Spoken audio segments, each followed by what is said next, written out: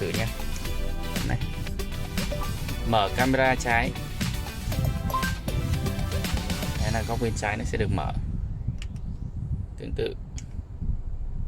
Mở camera phải. Đây, góc bên phải được mở. Mở camera sau. Đây là cam đằng sau. Đơn này cũng có thể thể hiện được cả hệ đỗ xe. Để như các bạn nhìn cái hình màu xanh này. Đấy, là khi mà mình đã đỗ gần sát. Khi đến sát cái xe trước nó vẫn là màu xanh. Rồi nữa nó sẽ chuyển sang thành màu vàng. Đấy. Nghe phi nhung. Nó sẽ bật nhạc. Đang mở bài hát. YouTube. Nghe đan nguyên. Đang phát nhạc. Dẫn đường đến sân bay Nội Bài. Đang đến địa điểm.